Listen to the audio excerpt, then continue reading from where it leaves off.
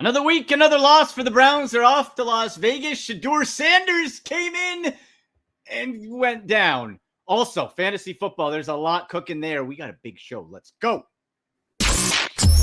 Turn up your volume. Because you're about to listen to The Sick Podcast with Andy McNamara. The sickest Cleveland Browns podcast. Chubb runs, he's to the 10, 15, he's to the 20, 25, 30, 35, 40, 45, 50. There goes Chubb, he's to the 30, 20, 10, 5, touchdown, Chubba Lubba Hub. It's gonna be sick. Welcome, everybody. Okay, we're getting ready for another Browns game. Woo, boy. Probably Shedeur Sanders, right? It's the quarterback situation just totally unacceptable and sadly predictable in how bad it was. What do you mean? Two mid-round draft pick quarterbacks who were not anticipated or thought of, especially Dillon Gabriel, to be a franchise type, to get the playing time when you got no veterans, when you traded your two vets.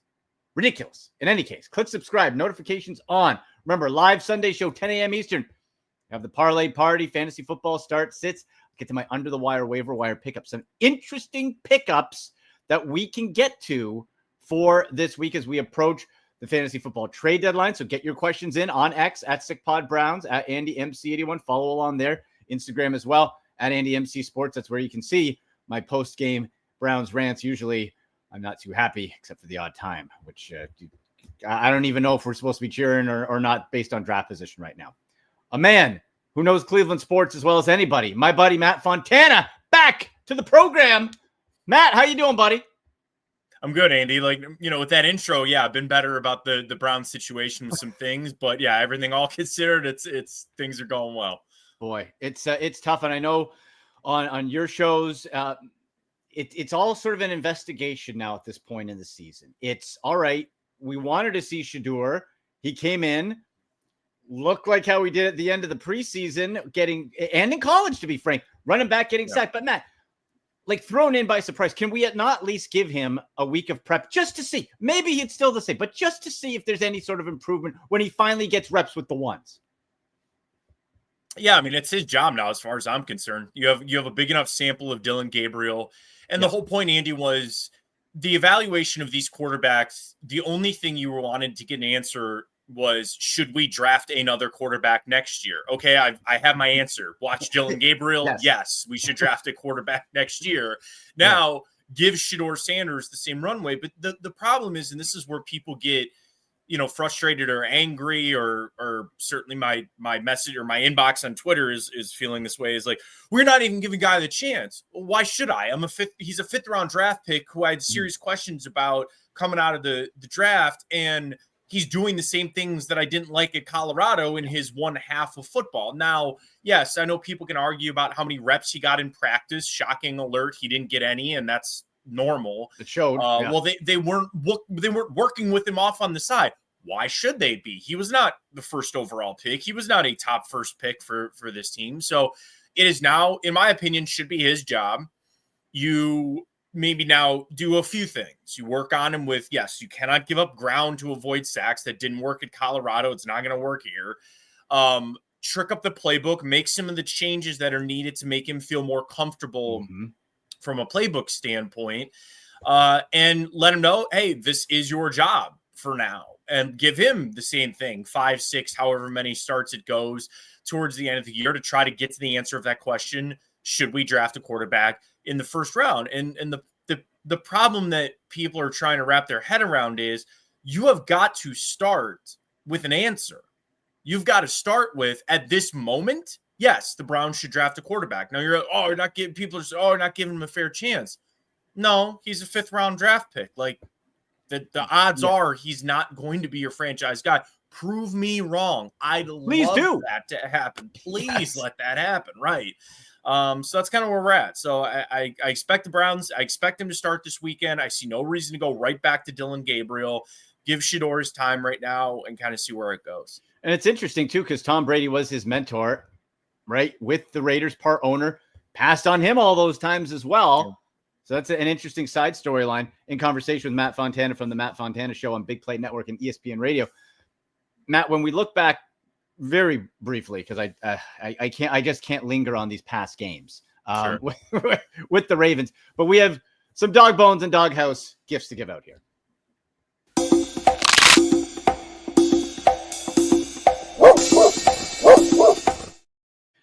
For dog bones, Matt, the positive, can we begin and end with Myles Garrett and then Carson Schlesinger? Sure. In defense in general, I would say Yeah. there's a lot that's going on. There's some nice, work out there right now this week. Some analytics that are pointing to how good the defensive line is playing, which is allowing Myles Garrett to get these types of sacks and these numbers. So yeah, I'll give it to him in general. And they seem to always have the Ravens like off kilter. They always seem to have them kind of have their numbers. So yeah, I'll go certainly Myles. There's no debate on that. He's a massive favorite to win Defensive Player of the Year. Schlesinger's going to win Defensive Rookie of the Year. What a waste, Matt. What a waste. Like, if we had, you can pick the ranking. Just if you aren't the worst offense in football, the worst two, you'd probably be leading this division. Yeah. If you had competent quarterback play, if you had an average quarterback, if you had what the 49ers got out of Mac Jones while Brock Purdy was hurt. I don't want to say what you get out of Geno Smith because we all watched Monday Night Football and I had no idea what the Raiders were doing giving him that money, but that's neither here nor there. But if you get average quarterback play, where you'd be, because this defense is electric right now. It's wild. And Myles Garrett, like, Matt, I don't think it's living in the moment to say we are. And I try to, whenever I see greatness now as I get older, I try to drink it in because it happens so rarely. I think it's not over-exaggerating by saying Myles Garrett, we are seeing the best defensive player in Cleveland Browns history, which has been around since 1946. I really do. Yeah, and there's some people that believe he might, at the end of it, might have one of the better defensive individual player seasons statistic-wise that we've ever seen. And yeah, it's going to come in a losing effort. And I think that might be the crazy thing about he's going to make it. I think this actually is a feather in his cap of winning Defensive Player of the Year, where at this point he has run away with it and made it not even a debate. And he's doing that on a team where you would not deserve to get this, right? Because the team is so bad. You'd be saying, why does he deserve to win Defensive Player of the Year? His team is so bad, but it's not even a debate right now. Like, it's not even close that he is that. And I think as long as, he stays healthy, and don't want to bring that up, but as long as he stays healthy, then he's going to be taking that award home. And it's really a testament to him. And not only that, Matt, but we are in very attainable waters for him to break the single season sack record of Michael Strahan. This is not unreasonable. He gets, I'm not good at math, but pretty much 1.5 maybe per game average going forward. Like, he breaks this record, which is crazy on a team that is performing like this in such, and I think again makes Browns fans and myself so mad, because you look at what this team could have done and trading Joe Flacco and Kenny Pickett. And do you have a blame gauge of who this is most? Like, my Kevin Stefanski, I think they all got to go, first of all, but Andrew Berry putting together this quarterback room and then dismantling it for these two just seems criminal. Yeah, I mean, the Flacco trade at the time, I kind of understood it because I just didn't think they were going to go back to him. At this point that it's been so bad with Dylan Gabriel that you'd probably like to go back to Joe Flacco if he were here. I guess I'm one where I'm not going to flip flop. At the time of them trading Joe Flacco, I was like, that's fine, because I just didn't think he was going to play again. I just didn't think that they were going to try to go back to him. I didn't think Dylan Gabriel would look this bad. I was probably being naive with that, but here we are. And I guess I accept this. I know a lot of people won't. It probably doesn't work well with ownership. It was also how much would he change? I don't see the magic has been shown in Cincinnati because their defense is just ponderous and it's absolutely horrible. And he'd probably be winning games if their defense was halfway competent. But, he was bad here and gets down there and he's got good receivers and it kind of opens up and everybody's like, wow, would he be better than what we're seeing now? Yeah, probably. But I was okay with that at the time. So I can't sit here too much and start to point fingers about why they should maybe have gotten him. Right. And the offense was lethargic with that. Offensive line issues. Oh, by the way, you're down 2 tackles again. Jack Conklin out. And Matt, brief look ahead here is in this draft, yeah, we need a quarterback. Please get me Fernando Mendoza. That's on my draft day sticky note, no matter what. Please. I don't know how. But you also need a left tackle. DeJuan Jones, he can't stay healthy. So you might need a right tackle. You'll need at least one guard, maybe two. You need wide receivers. Like, Matt, what's, like it's shocking. Like but we see in a place like New England, when you get the quarterback coach combo, when you get it, you can turn around. New England's offensive line still isn't good. Right. Happen. It just seems like it's like, do you feel this regime? It just feels like it's run its course. Like, it's just like, it's time. It's time. Yeah. And that's the thing. I like Kevin Stefanski a lot. And I think he's a really good coach, but it's just, I called it last week on my show at the end of the year. What if they traded him to the Giants or traded him away? For a fifth round pick. Yeah. They get out of the contract. They love fifth round picks. It kind of smooths thing over a little bit. But as far as Barry goes, yeah, it's just his best draft picks. Yeah, he had a great year this past year. But like MJ Emerson is not on the field. Jeremiah Usu-Koromoa is not on the field. Mike Hall has struggled to get onto the field. And then just the litany of guys that didn't even make the roster. Where's Siaki Ika right now? Where, David Bell is retired. I guess it wasn't necessarily his fault. Zach Zinter can't even dress. Zach Zinter can't even dress, So yeah, I think that element of it is there's not much to defend right there. And if you're going to do that, you might as well kind of clean it out. And yeah, the problem is that you're not just two pieces away. You're not just, well, if we just get this and that, you're ready to go. There's going to be some questions on that defense too, right? Like there's guys that are going to be changing out there. But yeah, offensive line wise, there's a chance Wyatt Teller's your only starter returning. Ethan Posic's been very alarming. I think they got a really good year out of Ethan Posick at a really good time for him with Bill Callahan, but there was a reason he kind of was jettisoned from Seattle after being a second round pick there. And I think we're kind of seeing some of the same things again about that. But all that aside, you got a lot of offensive line problems, and this is not a good offensive line draft. It's not bad, but it's not like there's going to be 7 guys going in the first round that are going to be day one starters. You missed that. You missed the 2 drafts that you needed to get after the positions you need the most was offensive line and quarterback, and you missed those drafts by either not having the picks because of Deshaun Watson or, last year taking Mason Graham, which I like that pick. That was fine, but you missed your chance. You did. Yeah. And by the way, you can't go out and get anybody good free agency because $80 million to the cap from Deshaun Watson. Just a little extra sprinkle, right? That's fine. Yeah. Extra dog bone to Devin Bush. Heck of a year for this guy. Let me tell you. Yeah. Right? Like a touchdown, interception. He's having a great year at linebacker. Doghouse is pretty much everybody else, Matt. I'm not, we don't need to linger on it. Like the offense sucks. The play minimally better. Maybe. I don't know. Like I'm not excited about it. You're still scoring like no points. And Quinshon Judkins, it is so sad because he's making all these great moves that he has to do behind the line of scrimmage because the offensive line's leaking. So if you do that in a normal sense where you get a little push, now we're talking at a yards per average of 5+. Instead, it's 3.5 because he is grinding for every inch. Yeah, and now he's getting calls coming back too because of penalties and all that kind of stuff. And it's their defense, their defenses that are just going to start stopping the run because there is no threat of the pass hurting you. And especially there is one element that is different about Shedeur is that for some unknown reason, Dylan Gabriel could not push the ball down the field, was not pushing the ball down the field. I think with Shedeur, there might be a chance of at least a threat of a 15-yard pass. So hopefully you can loosen up some boxes and kind of see where it goes from there. Yeah. That's really the hope because otherwise we saw what the Ravens did. They put like everybody on the line and then like, we'll drop some. And it was absolute mess. Let's put that one to bed. That's enough. Raiders game, like Matt, like at this point, look, we're as a fan now, I hate that because we've been through 0-16, 1-31. Yep. That wears on your soul. So at the time, getting a win of any sort, even if it's meaningless, feels good. But do you feel, and people say, oh, they'll tank. The players don't tank because the players are fighting for jobs. So the players and coaches aren't going to tank. But do you feel now for the culture moving forward and whoever's in charge, is it better for the Browns to win this Vegas game, win a few more, or is it just it doesn't matter?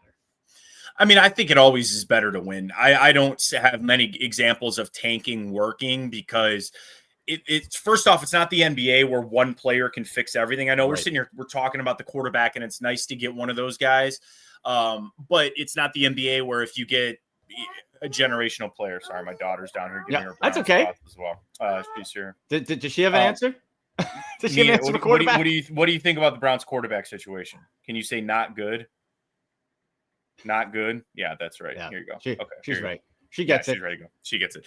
No, No, so better it's GM not, than Andrew Berry. Yeah, it's not so much about the NBA where you can just draft one guy and you're good and you're there. And you don't see tanking in baseball because guys take 6 years to get through the minor leagues, stuff like that. And there's probably some examples of some just dumb luck, and that's a bad pun with Andrew Luck and the Colts, right? Like where they were just really bad and they found him and here he is. But think about the run of top quarterbacks that we have been on in the NFL draft. Like Joe Burrow is very good, and Drake May is very good, and like Caleb Williams is fine. Jaden Daniels is pretty good, and they all kind of work out. And people just forget about like Marcus Mariota and Jameis Winston, and they forget. I still don't believe in Bryce Young. I could be wrong on that, and I know that he's kind of turning the Panthers around, but I don't really buy that or that kind of move. So it's like, it's not just that easy and that simple about getting one, because again, now you're looking at Penix and his injury history that was apparent, injured again. Is JJ McCarthy good? I don't know. Like it's never that easy. So like, and by the way, and again, thing about McCarthy and even Bo Nix, who I think has a chance to be the second best quarterback in that draft. You don't have to have the first overall pick. You don't have to be third. It's nice, but you don't have to do it. Right. There is so much about having the picks in the right spot in the right draft. And everybody kind of questioned the talent of this last year's draft and how it just might not have had the juice of some other ones, kind of getting the same vibe. It doesn't mean that there's not going to be somebody good. There's going to be a good quarterback somewhere, but I just don't know where. So this might be another one that, here's the thing. If you believe, Andy, like I kind of do, the Browns will go bridge quarterback, go bring somebody else in and go offensive line and receiver, then it doesn't matter if you pick 3 or 5. It doesn't really matter at that standpoint, unless they're infatuated with a quarterback, which I'm not yet. Then tanking never works. All it does is, to your point, tick off players in that locker room, set bad examples of culture, and get your coaches fired. And I'm not saying that they deserve to be fired or not, but go ahead and tank, because find me in any example, and I'll throw basketball in there. Find me an example of a regime front office coaching staff that survived tanking to actually see it out through the other side. I don't have many examples of it. Yep. I don't. So it just never works. It really never works. No. So go win. The Raiders aren't good. Are they better than the Browns? I mean, maybe. If they're not going to give the ball to Ashton Genty, I think they're going to help out the Browns a lot. But yeah, go win that game. I know there's Browns fans that are excited to go and see it and all that kind of stuff. It'll be Shedeur's first start. Go win the kid's first start. Why not? Matt, we know Kenny Pickett's going to beat us. We know that's happening. we know that is happening, and it will be another dagger into Andrew Berry. And I am not a Kenny Pickett fan at all. But would he have been better than Dylan Gabriel? Probably. I don't know. But again, what does it matter? You get 4 wins instead of 2. Okay. Right? Yeah. Big whoop. And you rolled the dice on, like, could Shedeur or Dylan have been a future, franchise guy? I'd have more faith in them, than 40-year-old Joe Flacco or Kenny Pickett, who's on his, whatever, 3rd, 4th team or whatever it was. Like, nothing. I say this over and over again, and I know Baker's a different example and Matt Stafford's a different example, but like nothing gets solved until you draft a franchise quarterback. Until then, you're kind of just wasting your time. You can go find your Danny Dimes. You can go find your Sam Darnolds. And I guess those are, again, kind of more examples of like how things go. Watching Sam Darnold play this weekend, he looked awfully like he was in a Jets uniform. But, I don't think much gets solved until you find your guy. So if you don't have them, then you're just kind of spinning your tires. Boy, and that's what we're gonna do. We'll see. Let's see. I'm with you. Let's get the kids' first win in Vegas. Let's do a story. Yeah. All right. Matt, tell people where they can find you, man. You do such great work. Always appreciate it. Yeah, no problem. I really appreciate you guys having me on. Just follow me on Twitter at MattFontana83. The show is at Matt Fontana Show on Twitter. We stream live, or our show goes live on Thursday nights on Twitter. It's on YouTube at Big Play. So just follow me on Twitter. I always retweet the show and send out a link for people to watch there. And yeah, catch me sometimes on ESPN Radio, sometimes out at 97.1 in Columbus, but just drop a follow on Twitter, find out where I'm on next. Awesome, buddy. Thank you so much. Talk to you soon. I appreciate you. Thanks. All right. There he goes, Matt Fontana. Yeah, man. It's tell you know what? Let me know what you guys think. Do you want to win? Do you want to win Sunday? Does it matter to you? Do you want to win? You don't want to win because of draft position, or you just don't care. I want to win. I want to win. Oh my gosh, Matt's saying if they try to get a bridge quarterback, and you take a offensive line and you don't get the quarterback. Oh my gosh. Right? Like, get Fernando Mendoza. Get him. Get him. I don't know how you get him. Go get him. Okay? That's the guy. I'm telling you right now. I've been telling you for weeks. That is the guy. And pair him with a new coach, new coordinator. I said it last week. I would promote Jim Schwartz, the head coach, bring in Brian Dable back to Cleveland as OC. Why did he get a head coaching job? Because he developed Josh Allen. Get him with the big 6'5" boy, Mendoza. Get him in. Make it happen. That's it. Then you fill everything else in. Okay? Let's go. Drake May, second year. Got better. You get going with it. I have zero confidence that they're going to do that, by the way. All right. Fantasy football issues to get to. Let's get down to the wire.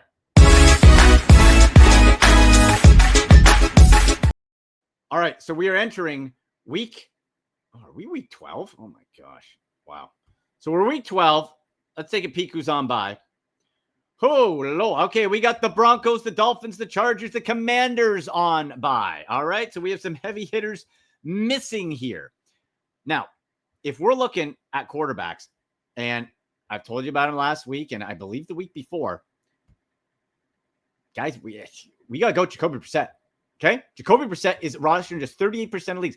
Get Jacoby Brissett. I never thought those words would come out of my mouth. Get Jacoby Brissett. That's the guy, okay? He's popping up over 20 fantasy points comfortably.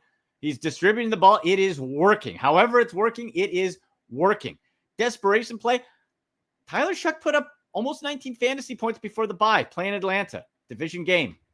Do I like it? No. I'm not cheering for it. I'm not thrilled, but you got that. And then after that, Kirk Cousins with Michael Penix down. Last time we saw Kirk, he got what? Yeah, couple coffee in there. Kirk Cousins hopefully can distribute the ball. That's your number 3.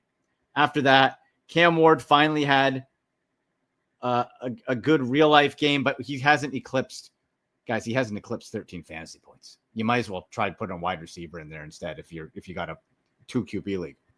Now, more interesting, wide receiver. And I'm not expecting this to be repeated, but he is rostered in 48% of leagues. He's still widely available. Michael Wilson of the Arizona Cardinals, 185 yards, 18 targets, 15 catches, 33.5 fantasy points. First double-digit figures of the year.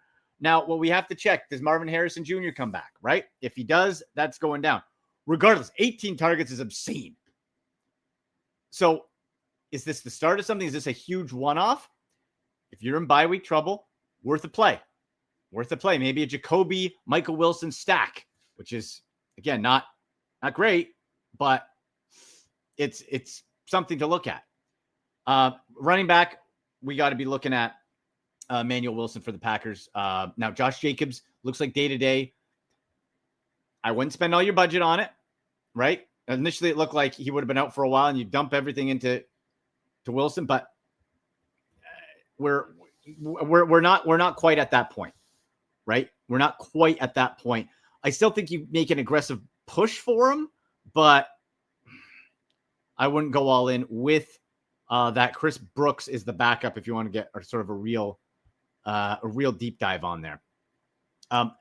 After that, we're looking like, you know what? We get the Colts back. Alec Pierce, real nice player. He's popped in. I think Alec Pierce you can get on your team. Chigo Okonkwo for Tennessee popped a little bit. He got 3 catches the week before. I'm not loving it.